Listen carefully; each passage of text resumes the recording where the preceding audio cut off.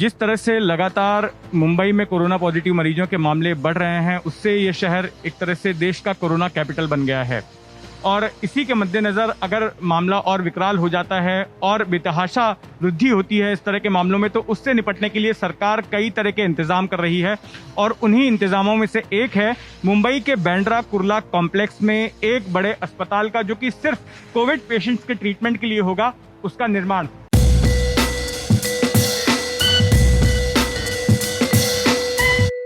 हम इस वक्त उसी अस्पताल में मौजूद हैं और यहाँ पर तैयारी हो रही है अस्पताल को पूरी तरह से तैयार करके सरकार को सौंपने के लिए।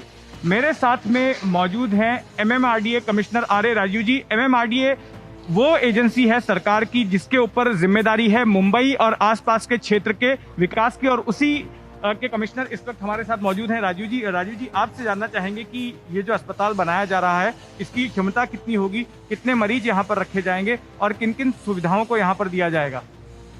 ये BKC में करीब 1000 के ऊपर 1008 बेड के लिए ये सेमी क्रिटिकल पेशेंट्स के लिए हम हॉस्पिटल बना रहे हैं।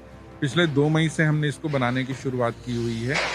राज्य शासन के आदेश पे ये काम किया जा रहा है वॉर फूटिंग पे, और ये करीब 15-16 तारीख तक तैयार हो जाएगा। 1008 बेड में जो है 500 बेड नॉन ऑक्सीजन पेशेंट्स के लिए रहेंगे और 500 जो है सेमी क्रिटिकल ऑक्सीजन सप्लाई वाले बेड्स रहेंगे। और इन दोनों तरह के जो बेड हैं, इसमें जो नॉन ऑक्सीजन वाले हैं उसमें 56 बेड का एक इंक्लोजर बना रहे हैं, और जो ऑक्सीजन वाले हैं उसमें 28 बेड का एक इंक्लोजर बना रहे हैं। दोनों के साथ साथ जो है टॉयलेट्स और बाथरूम की सुविधाएं अलग अलग अटैच रहेंगी। इस वक्त हम जिस हिस्से में खड़े हैं अस्पताल के, इस हिस्से के बारे में बताइए। बड़ा सा जो हम हॉल देख रहे हैं, यहाँ पर किन्हें रखा जाएगा? जी हाँ, यहाँ पर इस एरिया में जो है नॉन ऑक्सीजन वाले पेशेंट्स के बेड्स रहेंगे, 504 बेड्स। और ये जो सामने आप एरिया देख रहे हैं वहाँ पर इंक्लोजर बनने शुरू हो गए हैं, वहाँ 504 बेड जो हैं ऑक्सीजन वाले पेशेंट्स के लिए रहेंगे। आइए हम देखते हैं, उन्हें एंक्लोजर्स की ओर चलते हैं और वहाँ जानते हैं। बड़ी ही शॉर्ट नोटिस पर बनाया जा रहा है ये। आपने किसी 2 तारीख को काम शुरू किया?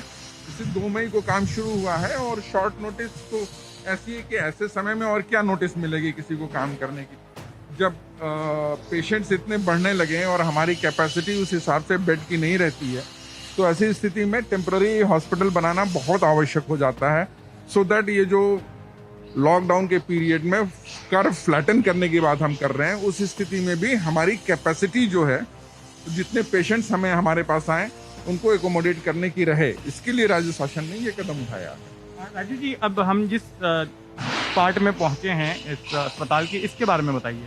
ये ऑक्सीजन सप्लाई वाले बेड से यहाँ पे रहेंगे, और यहाँ पर 28 बेड का एक इंक्लोजर रहेगा, और 3-3 बेड का जो है एक क्यूब्स में जो है वो क्यूबिकल्स में वो रहेंगे। तो इस तरह से जो है ये ऑक्सीजन सप्लाई वाले बेड रहेंगे, जिसको कि हम सेमी क्रिटिकल कह सकते हैं। सेमी क्रिटिकल पेशेंट्स यहाँ पर रखे जाएंगे जी। अस्पताल के हम दूसरे हिस्से में चलते हैं। उस तरफ हिस्सा आप देख रहे हैं, ये डॉक्टर्स और नर्सेस की फैसिलिटी का हिस्सा है। डॉक्टर्स को दिन में कुछ समय के लिए अगर आराम है करना है, उसके लिए वो फैसिलिटी उस साइड में होगी। अच्छा राजू जी, बताइए कि अब जिस इलाके में हम पहुंचे हैं, जिस पार्ट में पहुंचे हैं इस अस्पताल के, इसकी क्या जिम्मेदारी है? यहाँ पर क्या होगा? ये रिसेप्शन के एरिया है। यहाँ शुरू में जो पेशेंट्स आएंगे वो इन दरवाजों से इंटर करेंगे, यहाँ पे आएंगे, और यहाँ उनको जो है रिसेप्शन में उनका रजिस्ट्रेशन करने के बाद से फिर ये ट्रायल्स के एरिया है, जहाँ पर कि उनके बेड्स वगैरह लगाए जाएंगे, और इनिशियली उनको यहाँ पे बेड में एंट्री मिलेगी। उसके बाद उनके तमाम टेस्ट वगैरह करने के बाद जैसा उनको पाया जाएगा जिस स्थिति में, उस हिसाब से नॉन ऑक्सीजन या ऑक्सीजन बेड की तरफ उनको ट्रांसफर किया जाएगा। तो जैसा कि राजीव जी बता रहे हैं कि जब एक बार यहाँ पर पेशेंट आएगा इस रिसेप्शन एरिया में, तो उसके बाद उसकी स्थिति को देखते हुए जो है उसे एडमिट किया जाएगा, और सबसे पहले जो पेशेंट्स आएंगे उन्हें यहाँ पर रखा जाएगा, यहाँ पर बेड्स लगे होंगे, यहाँ पर रखा जाएगा, और फिर उनकी कंडीशन की जांच की जाएगी, और अकॉर्डिंगली फिर उस वार्ड में जहाँ पर भी उनकी सिचुएशन के हिसाब से, उनकी सेहत के हिसाब से उनको ट्रांसफर किया जाएगा। ये बताइए कि यहाँ पर जो मेडिकल स्टाफ है, डॉक्टर्स हैं, नर्सेज हैं, और जो बाकी का यहाँ पे स्टाफ रहेगा, उनके लिए किस तरह के इंतजाम है? डॉक्टर्स का जो है उधर वाला केबिन जो पूरी तरह से एयर कंडीशन रहेगा, और उनके PPE किट वगैरह चेंज करने की फैसिलिटी रहेगी। लैब की फैसिलिटी भी उधर है, तो वो कम्प्लीटली अलग है। वो इधर जो है नर्सेस की फैसिलिटी रहेगी और स्टोरेज वगैरह रहेगा, और ये भी कम्प्लीटली एयर कंडीशन रहेगा। तो ये जो हम छोटे छोटे कमरे देख रहे हैं, ये क्या सब है? ये चेंजिंग रूम्स हैं? जी हाँ, ये पीपी किट वगैरह के चेंजिंग रूम्स हैं ये नर्सेस के। तो यहाँ पर पीपी किट्स वगैरह पहने जा सकते हैं, उनके लिए भी ये कमरे बनाए गए हैं। और जैसा कि बता रहे हैं कि जो सामने की तरफ वहाँ पर डॉक्टर्स के लिए इंतज़ाम किया गया है। राजू जी, इस नक्शे के जरिए क्या आप हमें समझा सकते हैं कि कौन सी फैसिलिटी कहाँ पर होगी, किस तरह के मरीज जो है कहाँ रखे जाएंगे? देखिए, ये जो है ना पूरा 1008 बेड का ये पूरा इंक्लोजर हम बना रहे हैं। ये 1008 बेड का इंक्लोजर बन रहा है। इसमें ये जो है ये पूरा आपका non oxygen facility yellow colour वाली हैं, और वाइट वाली जो है वो ऑक्सीजन वाली फैसिलिटी हैं। यहाँ 28 बेड का एक इंक्लोजर है, यहाँ 56 बेड का एक इंक्लोजर है। ऐसे ये फैसिलिटी है। उसमें ये आपका जो है रिसेप्शन एरिया है, यहाँ ट्रायल्स बेड्स हैं, इस तरफ स्टोरेज कैपेसिटी जहाँ पर कि हमारे तमाम लिनन वगैरह स्टोर किए जाएंगे।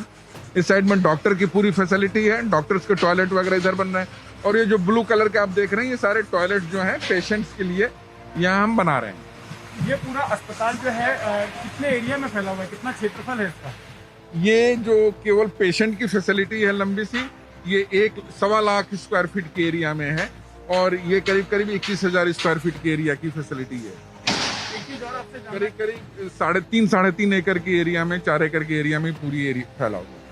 एक चीज़ और आपसे जानना चाहूँगा कि अगर ये मरीजों की संख्या तादाद और भी ज़्यादा बढ़ती है तो क्या उसमें और भी इंतजाम है आपके पास में कि अस्पताल को और एक्सटेंड किया जाए और ज़्यादा मरीजों को एकोमोडेट किया जाए? देखिए, ये एक टेम्पररी फैसिलिटी है, और इसी तरह की एक फैसिलिटी बगल के ग्राउंड में हम क्रिएट कर सकते हैं, जिसके लिए भी माननीय मुख्यमंत्री ने मुझे आदेश दिया हुआ है। ये पहले हम पूरा करें, फिर उसको हम शुरू करेंगे। राजू जी, ये हमें बताइए कि इतने कम समय में इतना बड़ा अस्पताल बनाने में लागत कितनी आई होगी?